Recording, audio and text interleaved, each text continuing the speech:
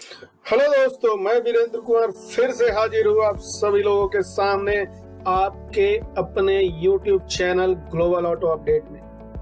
तो दोस्तों शुरू करते हैं आज का अपना ग्लोबल ऑटो अपडेट। और आज का पहला अपडेट है टोयोटा मारुति ज्वाइंट वेंचर का दूसरा बाई प्रोडक्ट को अर्बन क्रूजर का नाम दिया गया है।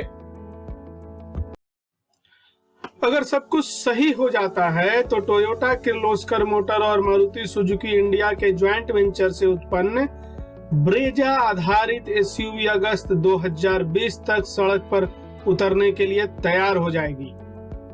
अर्बन क्रूजर प्रतिष्ठित टोयोटा लैंड क्रूजर से प्रेरित एक नाम है जो कि सब 4 मीटर एसयूवी होगा, जो लोकप्रिय विटारा ब्रेजा के साथ साझा करने वाला मंच है।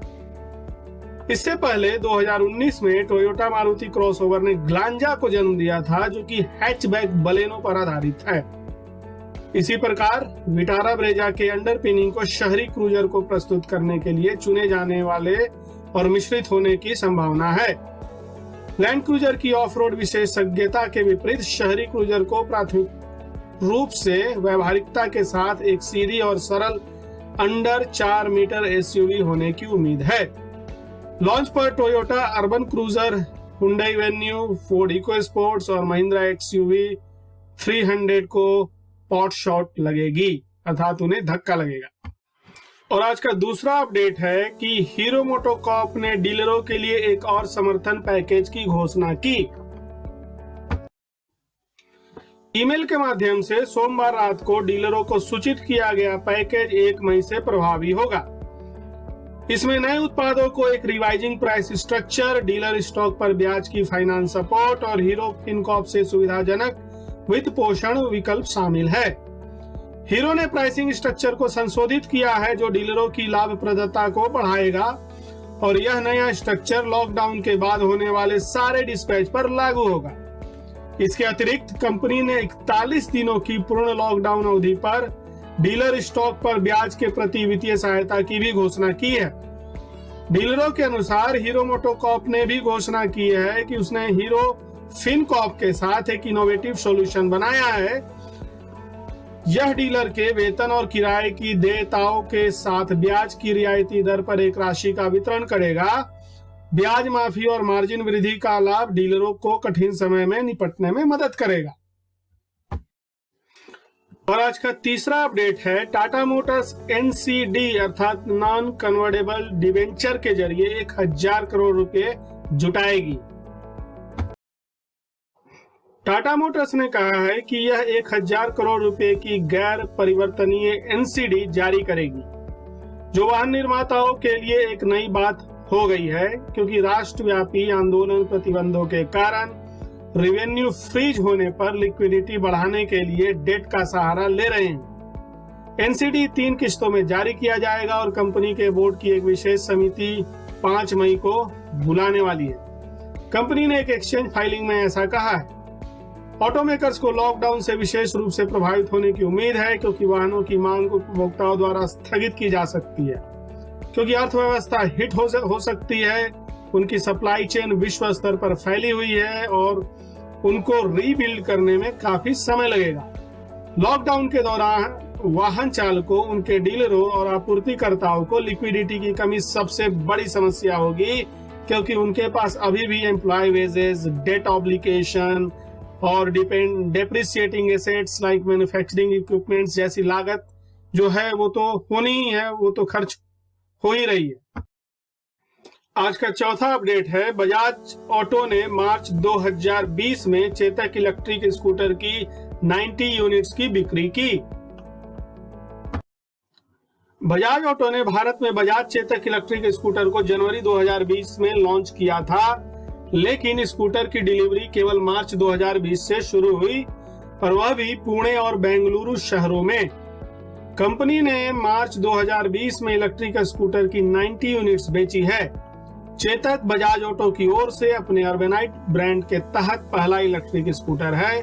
चेतक को 2 वेरिएंट्स में बेचा जाता है, जो अर्बन और प्रीमियम के नाम से आता है, जिसकी कीमत क्रमशः 1 लाख रुपए और 1.15 अर्थात 1,15,000 रुपए एक शोरूम कीमत बताई गई है। और आज का पांचवा अपडेट है, अशोक लीलैंड ने कॉमर्शियल व्हीकल इंडस्ट्री को पुनर्जीवित करने के लिए जीएसटी में छूट, रोड टैक्स में छूट और इंसेंटिवाइज्ड स्क्रैपेज पॉलिसी की मांग की है।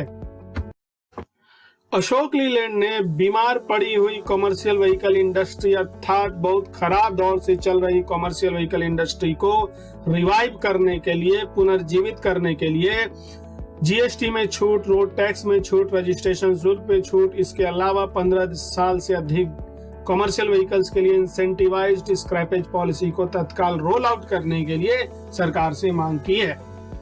कॉमर्शियल व्हीकल बिक्री में 2019-20 में 29% की गिरावट हुई थी। 29% गिरावट के साथ टोटल बिक्री 7,17,688 यूनिट्स की थी, जिसमें अशोक लीलैंड का 37% गिरावट हुआ था और 37% गिरावट के साथ अशोक लीलैंड का वॉल्यूम 1,16,320 यूनिट्स था। और आज का छठा अपडेट है, अमेरिकी ऑटो फैक्ट्रियां 2 सप्ताह और बंद रहने की संभावना है। सभी 3 डेट्रॉयट वाहन निर्माताओं के कारखानों को कम से कम 2 सप्ताह के लिए निष्क्रिय कर दिया जाएगा, क्योंकि वे संयुक्त राष्ट्र के ऑटो वर्क्स यूनियन के साथ फिर से खोलने की शर्तों पर बातचीत कर रहे हैं। कोरोना वायरस फैलने की आशंका के कारण फोर्ड, जनरल मोटर्स और एफसीए कारखानों को 1 महीने से ज्यादा के लिए निष्क्रिय कर दिया गया है। मैक्सिको का कहना है कि ऑटो फैक्ट्रियां वायरस सुरक्षा उपायों के साथ ही फिर से शुरू होंगी। और आज का 7वां अपडेट है, टीवीएस एनसीडी अर्थात नॉन कन्वर्टेबल डिवेंचर्स के माध्यम से 500 करोड़ रुपए जुटाएगी। टीवीएस मोटर ने कहा है कि वह निजी प्लेसमेंट के आधार पर एनसीडी के आवंटन के माध्यम से 500 करोड़ रुपए जुटाएगी। वाहन निर्माता देश भर में तालाबंदी से प्रभावित शून्य राजस्व पर लिक्विडिटी बढ़ाने के लिए कर्ज का रास्ता अपना रही है। वाहन निर्माता वर्तमान में राष्ट्रव्यापी लॉकडाउन के कारण सबसे ज्यादा प्रभावित है, क्योंकि लगभग किसी भी बिक्री में वे लिक्विडिटी की कमी का सामना कर रहे हैं। ओईएम भी सप्लाई चेन के मुद्दों का सामना कर रहे हैं, क्योंकि अधिकांश कंपोनेंट मैन्युफैक्चरर्स पुणे और दिल्ली एनसीआर जैसे समूहों में हैं, जो कि वैश्विक महामारी कोरोना वायरस के कारण बड़े पैमाने पर प्रभावित हुए हैं। दोस्तों, यदि हमारा वीडियो आपको अच्छा लगा हो तो इसे लाइक करें, और यदि कोई आपके फ्रेंड ऑटोमोबाइल इंडस्ट्री में है या ऑटोमोबाइल की जानकारी रखना चाहते हैं तो उनसे ये वीडियो शेयर करें।